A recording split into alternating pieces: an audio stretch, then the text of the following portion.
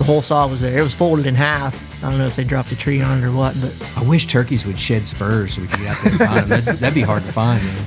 I mean, if you're looking for land access, which as hunters, we almost always are looking for new land to hunt. At 25, you have 2 triple trophies already? 2. I have this theory with the elk and how they shed. Hello and welcome to Call of the Outdoors, the podcast of the Pennsylvania Game Commission. I can't believe that it's February already. Lots going on. You know, if you're listening to this week, you can come visit with us down at the NRA show in Harrisburg. You know, it's the biggest sportsman show in the country.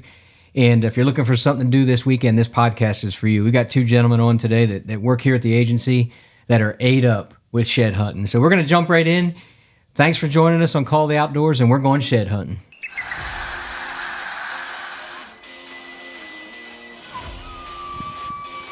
For Pennsylvania hunters and conservationists, our roots run deep. The episodes we bring to you on the Pennsylvania Game Commission's podcast, Call of the Outdoors, will take a deep dive into exposing the incredible work being done by agency staff and partners, including statewide habitat projects, the science behind wildlife management, and what drives agency decisions. The Pennsylvania Game Commission's mission is twofold: to manage and protect wildlife and their habitats for not only current but future generations, and to promote hunting and trapping in the Keystone State. Well, it's hard to believe that it's February. The year's flying fast, and I've been excited for this podcast for a couple weeks because it's that time of year, and we're talking about shed hunting, and we got 2 special guests today that work here at the agency, and one of them I have to claim, and the other one is from the North Central region, and I'll let you guys take it away. You introduce yourself, Chris. Yeah, so I'm Chris Sabol. I'm a forester up in the North Central region. I been hunting and fishing all my life, and at first I thought I wanted to be a game warden, and when I got to thinking, then I got to work all the hunting season. And I had a neighbor who was a forester, and I had job shadowed him. I was like, yeah, this seems okay. So I went to school for that, and I didn't even know the Game Commission had forestry as an option until I was at school one day, and we needed an internship over the summer to graduate, and they had a listing on the bulletin board for forestry intern with the Game Commission. It was like 15 minutes from my house. Like, well, I might as well put in. Heck yeah. And I ended up getting it, and I started as an intern 6 years ago now. Did that for 3 years. Got hired right out of school as a tech, and within a few months was a forester. And now I manage a lot of the game lands I grew up hunting. So that's really awesome, getting to grow up hunting those woods, and now I get to take care of them. So. That's awesome. Yeah, and then you can leave them better than you found it. Exactly. That's a cool thing. And Tyler Strohecker works here in our bureau, and go ahead, Tyler, tell him how you got here. Yeah, thanks, Matt. A little bit unorthodox. I worked for a recruiting firm for about 10 years, and then recruiting opportunity came open here with the Pennsylvania Game Commission as an internal recruiter and talent acquisition. So I'm on the marketing and strategic comms team with Matt here, and similar to Chris, lifelong hunter and fisherman, and just happy to be here supporting the agency. And a bona fide skook. Yep, from Schuylkill County. But, a great example of what Tyler does is exactly what you said. A lot of folks don't realize what happens here at the Game Commission and the job opportunities that are there. And I know you said you graduated from Penn State. Obviously, you probably went to the Du Bois campus, right? No, I went to Penn State Mont Alto for my 2-year degree in forestry, and then main campus for a year and a half. No kidding. Yep. No kidding. That's awesome. And when you look at it, you're 25 years old, and when your career's over, you can look at those game lands that you've worked on your whole life, and you've left it better than you found it. But welcome. We're glad to have both of you here at Call the Outdoors, and we're glad to have you as employees of the Pennsylvania Game Commission. And when you look at hunting seasons and you look at everything, winter is probably, both of your guys, probably your favorite time, especially right now. Mm-hmm. We're here in February, and you already have been out there picking up sheds, and they're all beating you, Strohecker, because even Christy, our social media person back at the office, has 2 already, so she's one up on you this year already. It's a long shed hunting season. It is. Well, let's talk about it, because it's an opportunity for people to get out there this time of year, and there is some secrets. And I know shed hunting today has grown so big. It's kind of like turkey hunting for me when I was a kid. You don't want to tell anybody your secrets, and I get it. And we're not going to push you for any of those spots for sure, because I'm sure some of them are pretty special. But let's talk about the best time of year. When do you start looking? So as far as deer go, I mean, I'm starting to pick up a few now. We're seeing a lot of bucks even up north that are still holding. It depends on the weather. Like this year, we've had a lot of cold temperatures, a lot of snow up home. So the deer tend to shed a little bit earlier when they're stressed. Mm-hmm. They have to dig for food. They have to walk through that snow all day. We've had sub-zero temperatures a few days. But really the majority of them will hold on until mid-February. So mid to end of February, it's when we want to get out there for deer. Now, of course, up in the north central region, we have the elk. By the way, all these elk sheds that are around here are yours. I mean, you said you have a house full of them. Yep. So the biggest bulls will start, a couple of them will drop the last few days of February. And it's how you would think it would be generally. The biggest ones shed first, and then eventually down to the spikes will usually be last. Will you pick up a spike if you find it? I pick up every antler. It don't matter. Don't matter how chewed up it is. But first 2 weeks of March, some of this caliber bull start dropping. But prime time for elk, second 2 weeks of March, first 2 weeks of April. And you told me earlier you don't target elk. They're like you target whitetails, and then you find them. Yep, they're kind of a bonus for me. I'm always trying to find my buck for next year to hunt. And if you can find the sheds, you've got a good opportunity to kill them in late season, especially if you can find them multiple years in a row. But if you can find a little deer shed and you're walking where there's elk, and you're probably going to find an elk shed if it's there. They're pretty easy to see in most places anyway. Well, you have to have shed eyes. There's no doubt. We've all walked by giant sheds out there before. I know turkey season. I'm out in the woods a lot, and I find sheds. Mm-hmm. It's usually a little bit late. Mm-hmm. Stuff start greening up, but I know that I've walked by giant sheds because you have to have. It's like finding morel mushrooms. Once you figure it out, you can't unsee them then, and it's just the same way. But how about you, Tyler? Same thing? Yeah, pretty similar. I've gotten out a little bit so far this year. I did get on the board on Sunday, so I'm happy about that. But I'm March 1st is my date before I'll enter any bedding area for whitetail. So I don't want to kick, especially on private property or my own ground where I'm looking for sheds. If I know where buck might be bedding, I don't want to go in there before March, kick them to the neighbor's property and have them shed over there. So field edges, cornfields, some travel routes where I don't think deer are bedding, I'll be out there right now looking for those easy ones. And then that first week of March, it'll heat up and I'll start putting miles on. That's a strategy. It really is a strategy. Now you look at the Midwest. Shed hunting is so big out there. It's getting that way here, especially in your country, in the elk range. I mean, it's a tourist destination to find an elk shed, and that's pretty crazy. Any weather conditions for you? Do you like? For me, better? I want a rainy day. There's snow. Sometimes I like snow, sometimes I don't. It depends on how deep it is. It depends on if I think sheds are going to be sitting on top of it, or their tines are going to be up poking through. But you give me a wet, rainy day, overcast, the white on these sheds is just going to glow. And you can see sheds sometimes from 30, 40 yards away in the woods that you'd be walking right next to on a sunny day. When that's checkerboarded, it's very difficult to find those sheds. So I like a rainy, overcast day myself. How about you? I'm the same, but I'd like to add, on a sunny day, there's things you can do that'll really help. I mean, it's as good as a rainy day. Keep the sun to your back, and on sunny days, I'm not going to go walking anywhere there's a lot of shadows, even through the woods. Mm-hmm. I'm looking in those fields or maybe in a blueberry patch or something, because the shadow's what hides the antlers. If it's out in the wide open, you can still see it, even if you are walking into the sun a little bit. But you got the sun to your back, that antler's going to be shining.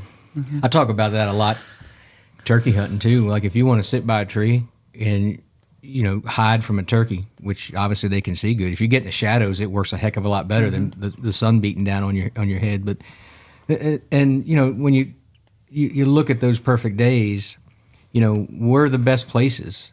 Is there any particular place you like better than the other, or you're just everywhere? I'm pretty much everywhere. Definitely the big food sources. If I get into an area where looks like a rototiller went through it, I'm probably grid searching that, especially if I find an antler. Now, I'm running and gunning most of the time till I pick one up, and then that's when I start zigzagging. I will say, though, if you want to find a mature buck, sometimes they'll be in that big food source, but a lot of times the big ones will stay kind of away from the does and the younger bucks. So you might have a big dug up area, and then there's a little one over here. That little one might be that big buck. And two, I've seen where... And you're talking about in the big woods, too. I mean, you're talking about food source like... This is all... Like, what is there any particular food source this time of year? I know it changes, but is there something you really like? It's pretty variable. I mean, this year we had pretty good red oak acorn crop up there, but I do think those tend to dry up a little early. Like, they're still hitting them now, but I would expect within the next 2-3 weeks, they're probably going to get off of those a little bit, especially if we get the snow melt. They're going to start moving to those little bit greener food sources. If they can find, grass or something on a south-facing slope that melts off quicker, starts to get a little juice in it, they're going to hit it. Now, on a bad food year, tea-berry or browse. And I think tea-berry is really overlooked. The deer love it. I found a lot of sheds in tea-berry. Or anywhere with... It has to be the right species of tree, and this is where being a forester helps. No kidding. You know all this. We're learning already. Everything they're eating. So, they don't like birch or beech really. They'll eat it if they have to, but they tend to leave it alone. You want places where there's red maple, oak, serviceberry, sassafras that they can get to, and that browse is always above the snow for the most part. So it's easy for them to get to it. So many folks think deer just eat acorns. I mean, really, and when you think about their diet, obviously, the first time I ever went on a trip with a bunch of foresters, they were on the ground digging through the leaves and and getting crazy over all this stuff that I never knew was in the woods. I mean, and it's pretty cool when you say that. Even like south-facing slope. When you say that, or the exposure to the sun, and when it brings up the grass, even in the farm country, when that grass starts to get greener, and it's kind of a great example because you're hunting sheds more where there's a little bit more ag. Yeah, for sure. And you're looking for those travel corridors. If you can ID somewhat area where those deer are bedding, if they're getting in, if the snow is melted a little bit, they're going to be working down in those ag fields. So you can find those travel corridors. And in the springtime here, you're going to have a very wet ground, so it's going to look like a highway coming down up and down that mountain. So those are good places. But similar to Chris, I found the highest deer density sign areas I find, usually I don't find those big sheds. I usually find them slightly off to the side. If you're hunting a new property, I always start south-facing slopes, and then benches as well. If you're hunting on a mountain, if you can find those elevation points where they can walk a ridge line out, I find a lot of sheds just working those saddles, working those benches along the mountain. How much has shed hunting helped your next fall, your hunting season? Oh, quite immensely. Yeah, you take a lot of that intel back to the bank and store it for next year? Oh, absolutely, for sure. And, you might find a shed in an area that maybe you don't hunt, but what I like to do is take a look around even before you pick it up. Why was that deer there? Sure, he might be feeding, but what was he feeding on? Or maybe he's bedding there. Why was he bedding there? And then you can take that and apply it to the areas you do hunt. So, what are the common denominators between those two places? And if it was food and it's the same the next year in both those places, maybe you didn't find that shed there, but you can kill a different buck in the same type of place. So yeah, that's pretty awesome. And scouting by any stretch of the imagination, you want to put success in your favor. Getting your boots dirty is important. Yeah, I need to be out in the woods with a goal in mind. So if I'm scouting in shed season, I found so many archery spots where I'm constantly on Onyx. I'm like, oh, this would be a great place to put a saddle in, or man, this is great cover. Or, I mean, buck or bed in here, I can see this sign. So I think it's the best time to be out in the woods. You give the late archery season a couple weeks to die down. Deer are back to their natural patterns. You can see, okay, where are deer on this property hanging out? What are they eating? Where are they bedding? And then you can apply that in archery season or rifle, and it's been very good. Yeah, I love when there's snow on the ground. And, right now, if you get up early in the morning, you're starting to hear the little songbirds sing. And, there's end in store to this winter when you really think about it. And it is an exciting time to be out there. But Do either of you use any trail cameras to see when those bucks are dropping? Yeah, I have a couple out. To me, I found it sometimes helps, but I don't. I stick to my March 1st rule regardless of what my cameras are telling me. But yeah, I can see, hey, that buck shed there, that's a fresh buck, or there's a one antler running around, so they can be helpful. I have all my cameras out right now, more so to see who made it versus for shed hunting. Those cameras can really help you, and they can really hurt you. That buck might be there. He might be walking 10 feet behind your camera every day, and you'll never know. Well, if you're basing your shed hunt off your trail camera data, not what you're seeing on the ground, you're not going to even go there. I think trail cameras, I mean, obviously we could do a whole talk about trail cameras, but when you look at trail cameras, they've obviously helped success rates because it's giving you that intel. But like you said, I have so many friends, and I've caught myself a couple times, like I don't have anything on camera, and you lose, like you can't always rely on that intel that's coming in on the camera. Like you said, he could walk 10 feet behind. Who knows? He might be smart enough not to walk in front of your camera, or you never know. And like, again, dirty boots is, and like for your profession, you're out there every day. Absolutely. Like you're laying eyes out there, and I bet a couple bucks that you looked the whole way down here this morning to see if you could see a shed from the windshield. Yeah, I mean, Oh, yeah. yeah. You too. I know you. Yeah. Talk about your method. Like you said, like you're running and gunning when you hit the woods. Let's say you go to a new area. How do you start out? Try to find where they're at first. Up north, you can go a long ways without seeing sign. That doesn't mean there ain't deer close by, but especially when the snow's deep and it's cold, they group up. And they're on that big food source. So you can walk a long ways before you find that food source. But once you find it, especially if you pick up an antler, that's when you really got to slow down, start gridding. I like to watch on Onyx. I'll turn my track on, and then I'll walk a line, and I can move over, 20 yards or whatever, and walk a line back. And I just keep track of my zigzags the whole way through.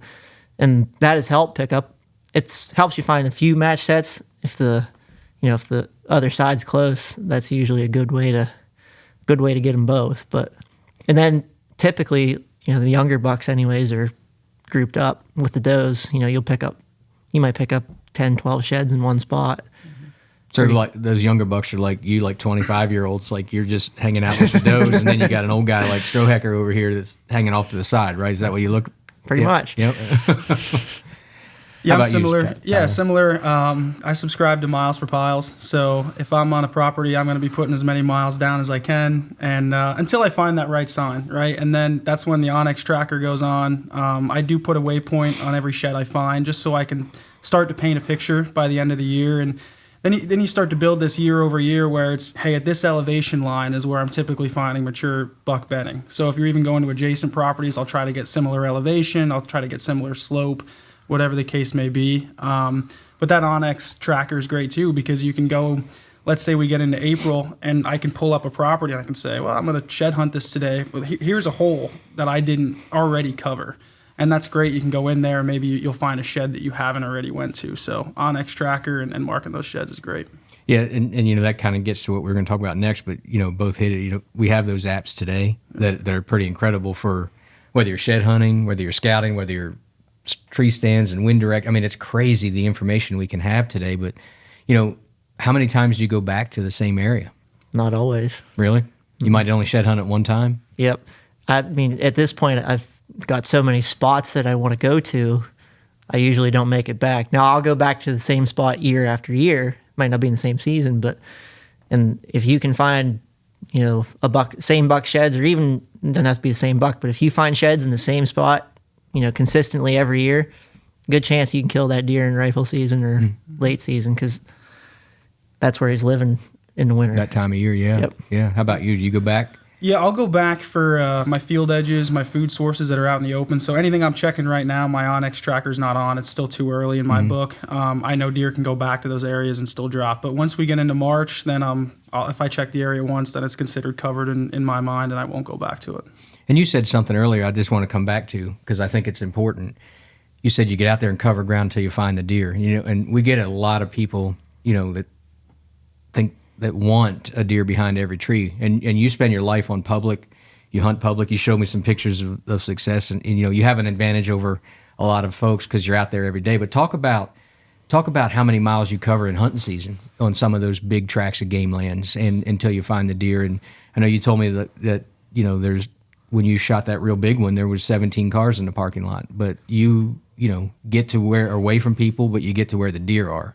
And let's talk about that, if you will. Yeah, so I mean, every day at work for me is a scouting mission too. Like, if I'm marking timber, I'm grid searching sometimes hundreds of acres at a time, So I'm seeing everything. And then, I mean, my scouting starts now with shed hunting, but I'm out there almost every weekend throughout the summer trying to keep track where those deer are going, what they're eating.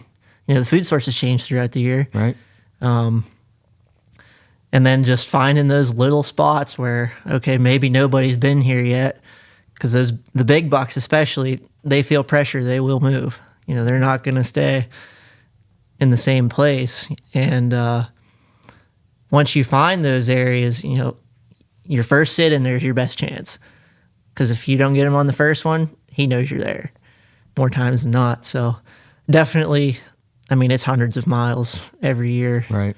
And two, once they get that pressured and feel it a little bit, they're not going to come out of the thick stuff, especially in rifle season. So just as an example, I have a set of sheds that I found 3 or 4 years ago. I was in real thick laurel, and there was, average amount of deer sign in it. It was not an acorn year. We didn't have acorns anywhere. And I got to this spot in the laurel where all the laurel was mowed off, and there was big deer crap everywhere. Like, well, something was hanging out here for a reason. And I got in right in the middle of that circle. There was this bed. It was 2 inches into the ground, and I found both the sheds right there. So wow. That buck knew just from that pressure not to come out. There was deer sign outside the laurel digging fern roots and stuff, but he knew if he wanted to survive, he had to stay in there, and he did till he dropped. They don't get that big by being not smart. Obviously the rut sometimes makes them lose their mind a little bit, but yeah, that's pretty cool. That's really cool. Yeah. How about you? When you're out there, we talked about shed hunting and scouting and hanging stands. Is there anything that you really like to look for till next year for next season? Is there any one in particular thing that you find that's like consistent? Yeah, it just depends, and I think that's where keeping track of the sheds you found year over year can really help. One thing I had to learn when I really started shed hunting heavy is necessarily where I'm seeing deer in the summer and the fall is not where I'm going to find their sheds in the winter. And I think there was a learning curve for me. I wanted to hit those tried and true spots where I hunt, where I always see deer, and you'd go there and you're not finding sheds because maybe the winter food isn't there. Maybe that's not where they're bedding at that time. So finding that out and then being able to apply it for future scouting, I think is important. And that's where just covering that ground until you run into that deer sign can really help you out versus hitting where you think they should be necessarily. Right. That's the advantage we have is the top of the food chain predators. We can reason and figure things out. And that I love how you're putting 2 and 2 together. And at 25, you have 2 triple trophies already? 2. Yeah, that's pretty awesome. Bears for a lot of hunters in Pennsylvania is like the holy grail. The opportunities to do that is pretty cool. And at 25, you obviously have put your time in to get that done. I wish turkeys would shed spurs so we could get out there and find them. That'd be hard to find, though. I know you said you spoke to Corey Galvis where he said he's been shed hunting and found a turkey leg laying in the middle of the woods that was a banded turkey that, either a hunter wounded and it got something. Yeah, your eyes are good when you can see a turkey leg laying on the ground. And I'm sure you find any cool other things you found out there when you're looking, like maybe arrowheads or something like that? Not arrowheads. I've picked up crosscut saws, though, from back in the timber baron days. Yeah, I have one that's full. The whole saw was there. It was folded in half. I don't know if they dropped a tree on it or what, but I was able to. It broke when I straightened it out, but I have it hanging on the wall now too. That's pretty awesome, especially in your career. It makes you realize how lucky we are now to have chainsaws and skidders and all that stuff to get the job done. You can't imagine being on both ends of a crosscut saw trying to do your job. So, what about binoculars? Is that a key tool for shed hunting? Yeah, I always have a chest rig on when I'm shed hunting. Chest rig, you can tell you're Well, you got to keep your hands free to be holding those sheds. But I always have my binos, especially for, when you're getting into like a winter wheat field or something like that. If you don't want to walk that, you just get some elevation, you can glass. If you're walking through the woods and something catches your eye, you'd be surprised at how many things will catch your eye when you're looking for sheds. So being able to pop the binos up and see, is that a shed or is that just a stick that's sticking up or whatever the case is. It saves you from having to go out and go back if you're trying to walk a line, whatever the case may be. But cornfields, winter wheat fields especially, I'm sitting in glass in those pretty heavy. Not so much in the woods. I always carry mine, but it's more to rule out things that I think are sheds from far away so I don't have to walk up to them. But it's hard to sit there and actually glass one up, because you can't see very far in the woods around here. Even if it's open woods, 100 yards, 150 yards at best, but there's so many sticks and other things that look like antlers. There's lots of shed bushes out there, right? Especially you get in the laurel. Every laurel branch looks like an antler. Really? Yeah. I just saw on social, on like PA Whitetail or something, a gentleman found a monster. Like, it doesn't even look like a PA buck, and I mean, that just tells you they're out there. I mean, even in areas where there's lots of pressure where those deer are at, Corey, he was on our podcast, Corey Galvis, earlier, and talked about the buck that, his buck's number 2 in the state, and that deer lived around people. But it was just that little hole that he found where nobody was putting pressure on that deer.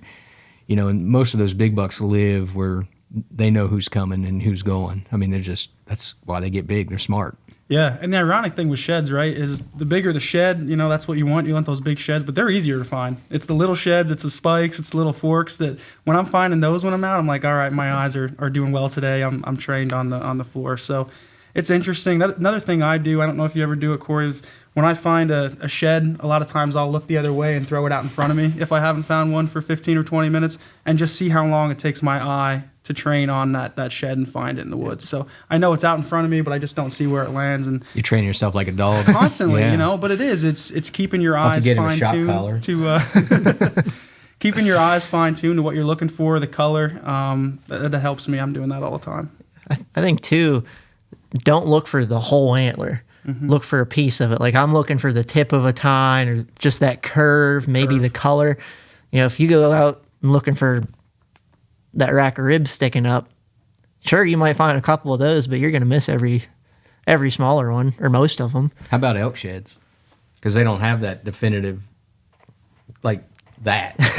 I mean, I bet you could walk by an elk shed pretty easy because of the color too. Yep. I mean, how do you train your eyes for that, or is it just like you said, it's a bonus? Yeah, I'm looking for the ivory tips or that big white base. So I have this theory with the elk and how they shed. Think about how the antlers are sitting on an elk's head. They're up and out. So those antlers, they're real heavy at the end. Well, if he's just standing there or even feeding or walking slow and that antler doesn't hit anything, he's not sparring or anything, if it falls off, it's going to land tines up, that first one. Well, they get lopsided. They don't like that. They start trying to knock them off.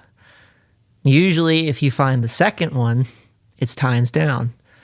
Or even a couple of these ones here, I've actually found where the tines were shoved in the ground, and I picked one out. I saw that base 2 feet off the ground from pretty far away, just that little white circle, and that's all you need to know to. Yep, that's an elk antler. So is that how you found that one? No, it was tines up. First one that fell off. I got you. And I can't imagine, like, could you remember the first elk shed you ever found? Oh, absolutely. Yeah, it's like the first buck you probably shot too. It's like one of those days that sticks out. Let's talk about that one. Yeah, so it was end March, I think the last weekend, maybe Friday evening, and my dad and I, we had watched these 4 bulls, which was weird. They had stayed in the same area all through the fall and through the winter. We had seen them out there every month from September to February was the last we were out there. We went out looking for them after working school the one day, and there's a food plot there. We circled the whole food plot. And there was a sign. We knew they were still in there. Didn't find it. And we're like, somebody's probably been in the field already today because, anymore, every food plot gets walked almost every day, if not every day. It's a tourist attraction for sure. I mean, it's getting more and more popular every day. Yep. But we walked out in the field, and sure enough, there was one side of one of those bulls that we had been watching all winter. And then I went back 2 days later and ended up picking up the other one half a mile away. He had moved pretty far, but he left a line of rubs to kind of guide me where he went. So that's pretty awesome. Do you remember your first shed? I do, yeah. A little spring hole on the side of the mountain. That's something I check every year, and I found sheds there again. If you can find that watering source, it was near a bedding area. They could go there that spring and all winter long get a drink. And found the first shed sticking out of the mud. And I remember walking up on him like, that was almost as cool as shooting a buck. Except, this buck didn't have to die. And I had that, if you want to call it a trophy. But that I was hooked instantaneously. And anymore, when you find a shed, it's just that shot of adrenaline and joy that you get when you find one. It's a pretty cool experience. It's funny how when you get older. One of my heroes' name was Ben Rogers Lee, and Ben was a turkey hunter. He made turkey calling famous. And anyway, I remember hearing stories of him saying that he wished he could breathe life back into that gobbler that came in that he just shot, because that thrill is just like you said. Like, these things, they're still living, and you're finding a trophy of that animal for sure. So we're going back here. Let's talk about matching sets. There's probably no rhyme or reason, I'm guessing, but do you have any theories on those? I know the elk one is pretty awesome. That's a great. Yeah. That's not a theory. That happens, obviously. Yeah. So with deer, if they're not close to each other, odds are you're probably not going to find them. But it's possible. I don't find many sets from deer unless they're laying right beside each other or within 50 yards. Now the elk, like I mentioned before, that first antler falls off. It's almost always tines up, unless he was sparring or whatever. But definitely pay attention to what way that antler is facing when it fell off. Before you even pick it up, look around and figure out what way he was going. And if it was the first one, he's going to leave sign. More times than not, especially these big ones, they're trying to knock that other one off. So this set here, I came to a fresh rub on a white pine. It was completely shredded. So I'm all right, I know that bull was just here. He's probably lost one. And I looked back 20 yards, and there was the first side laying there. So he rubbed after he dropped, you feel? Yeah, he rubbed after he dropped the first one, trying to knock the second one off. So I picked that one up, and I just saw what way he was heading, at least the way it looked like he was headed. And sure enough, there was a rub line going that way.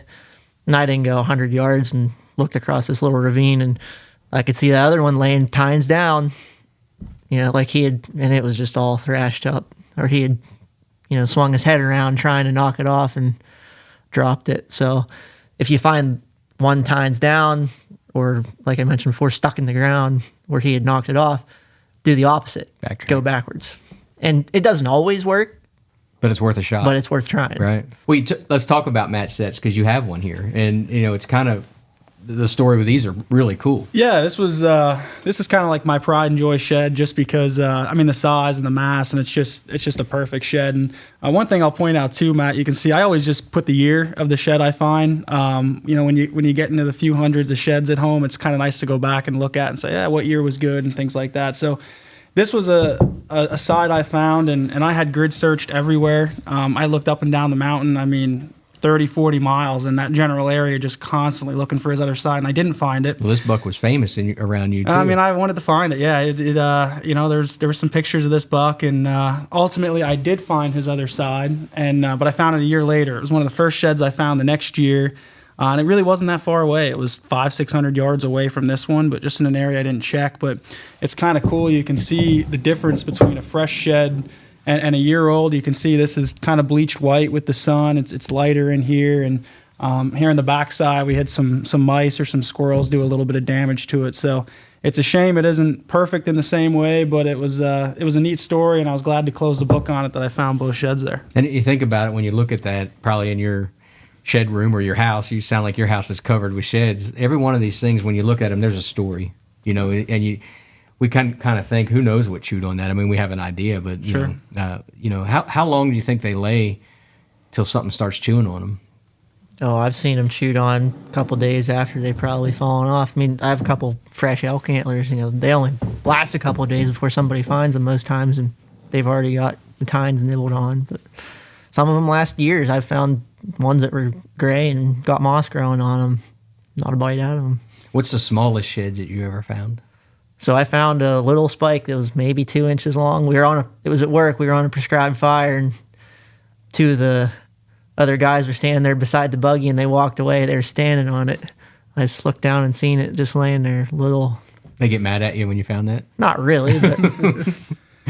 How about you? Yeah, about the size of my pinky, little spike. One of the cool things I found once is I actually found a tine that was chewed off by a squirrel or something. So it was only a couple inches, but it was just the tine just laying there. And I thought I found a cool little spike, and here it was just a tine. But they take a little more skill, I think, to find those. So I like to find the spikes. So one of the things that's happening across the country, or dogs that people are training to do sheds. Have you guys have any interest in or thought about ever getting training a shed dog? Yeah, I have an English Springer Spaniel. I tried training him back when he was a puppy to do it, and he would do it in the yard. He'd pick him up, but I think he was afraid of the brow tine poking him in the face, so he never really would pick him up in the woods. The only antler he has ever picked up was an elk spike.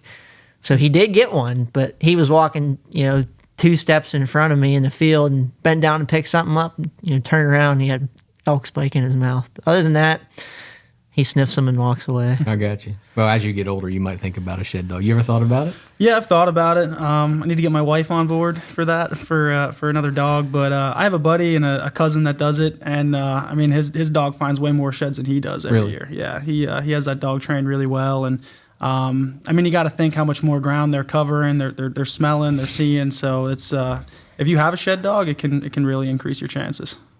Yeah, there's no doubt about it. We talked about this a little bit earlier, and I'm just going to pick your brain about, let's talk about last shed season. Was there anything in particular? Because I know that you showed me a photo of your success this fall. Did you have any intel from shed hunting on that deer? No, that was the first time I'd ever picked up his sheds. But like I mentioned earlier, you find sheds in the spot every year. You're going to see bucks there, rifle, and then late season, which every year I've ever been in that spot, I found antlers, and even the 2 I've picked up this year so far were in that same area. So I knew he was there from last year. Went in first morning or a rifle, killed him. How about you? Did you have any intel from the year before? Maybe not just the year before, but over years. Where I killed my buck in archery, I started hunting there because I found sheds there, for the last few years, and it's a nice travel corridor. I wasn't hunting it before, and I sat in there, and the last 2 years I killed buck in that area because of shed hunting. So, it's a great tool to scout. How about deadheads? They got to stay in the woods. Oh, I know that. We're going to talk about that, but do you find them? Oh, yeah. Every once in a while. Yeah, it's rough out there. Obviously, we could have somebody that took, got a bad hit on something, but you look at especially a mature buck. They fight and every day of their life, and they do die out there. But that's one thing we do need to talk about. If you find a deadhead, you can't take it out. You need to call our 833 number, PGC Hunt, and let them know and meet the warden. And you can get it, but you're going to have to pay for it, and it's just one of our regulations that are out there. But they are out there, and I'm sure you guys have both run across them. Yeah, there's quite a few deadheads out there, but, if you find one, it's a nice one, call it in, and that way it's not sitting out there and going to waste, so to speak. And if you want to display it and you have that deadhead, absolutely do it. But you're going to find them. There's no question about it. Absolutely, and that's the legal way. It has to be shed through natural causes. So that's the legal, and it's completely legal. Pretty much everywhere, public land. If you're out there on private, you obviously want to knock on doors and talk about that. You're good at talking to farmers. Yeah, I think if you're looking for land access, which as hunters we almost always are looking for new land to hunt, shed hunting has been the best tool for me to get onto a property. A lot of farmers, or even if they have mountain land, people hunt around here, and they're going to be protective of that land, or they might not hunt it, but they might have somebody else. So you just asking to shed hunt is a great way to get onto the property. Save tractor tires. I was just going to say that. Yeah, for farmers. No, all good. If you knock on a farmer's door and you say, hey, if you don't want to, ruin a tractor tire, let me go out and look in your cut fields, and it's a pretty easy yes to get. Another tip I'll say is take a backpack and pick up all the garbage you see. Pick the garbage up for that landowner, knock on their door, build a relationship. Hey, these are the sheds I found on your property. Also picked up this bag of garbage. Can't wait to do it again next year, right? And then you start to build that rapport up. And a lot of times that leads into, hey, I see a lot of turkeys on this land. Do you have anybody turkey hunting it? Or, hey, who's archery hunting in here? And you can maybe build a relationship enough to be able to hunt that land as well, if that's what you're after. And I know you've also taken advantage of, the ag tag program and helping farmers out that where their population's pretty much out of control. Yep. And you're one of our go-tos to that to talk about, and I think we should talk about that real quick. Yeah, absolutely. Our ag tag program, it's a great program that we have to help support farmers, and really at its core, it connects hunters with these farmers that have deer population problems. So one of the main ag tag properties I I'm able to harvest doe at, I actually got on because of shed hunting. You know, it was the same way. I knocked on his door, asked about shed hunting, and long story short, I get 4 ag tags for that property every year, and my freezer's filled before archery even starts because I'm taking advantage of that program. So I think it's just a great tool for us as hunters to educate farmers on if they don't know about it, and obviously it's a great tool for the farmers to alleviate some of that deer pressure. Right, and I'm going to come back to you on this in the big woods, and as a forester, you know, when you think about, and we're getting off shed hunting for a second, you think about does and antlerless deer, how important is it for the forest that we manage those does? Oh, it's incredibly important. You know, we can't do a timber sale right now without putting up a fence in most places because we just have so many does and not many people to shoot them. You know, like 2Gs, most of the north central region, you can only get 1 tag for there. Now you can get DMAP, but then you're limited to a certain area. And, you know, it's like a camp destination for a lot of people. There's not many people that live there, and we get a lot of influx for rifle season mostly. You know, maybe a lot of guys only have a buck tag. So every year, you know, all these bucks are getting killed, not that many does. And I've seen it in my lifetime. You know, I've been hunting 2G public land my whole life, and the size of the bucks is going down. The number of deer I see going up. And, you know, I think that's, you know, there's too many does. We're not getting, you know, there's more competition for food. You know, if that buck has to fight with 50 does for food instead of, you know, 10 or whatever, now your habitat's degraded too. They're browsing everything that we want to grow. So, right. Like you said about birch and stuff they don't eat, that stuff looks great because they don't eat it. Yeah. And everything else they do eat. Yeah, I mean, from the forestry end, we want the future stand to look like what it does now or better. Well, if it's an oak stand, you know, I can't bring myself to cut it if I'm not going to have oak there once it's done. Mm-hmm. You know, we don't want birch. I mean, in a sense, you know, it's not good for most wildlife. I mean, sure, grouse use it when it's young, but, you know, we want mass-producing trees that are going to feed the wildlife, and, you know, pine trees for thermal cover, stuff like that. But you can't grow it with the number of deer. Let's talk about grouse for a second. Are you hearing some grouse up there more and more every year? Every time I come up to that area, you know, when I was a kid, there was grouse everywhere. And, you know, obviously when I go to the north central, I've been hearing tons of grouse. Not tons, but I hear a lot of grouse drumming, and it's great to hear it up in your country. And it's because of the work that y'all are doing, for sure. Yeah, absolutely. I mean, a lot of my work area, I've been seeing a lot of grouse. Some of my game lands have had a lot of cutting done on them in the past. They're great. Anywhere there's laurel, I mean, not really where you'd expect to find a grouse, but that thick thermal cover, they're in there. Hard to find them, but...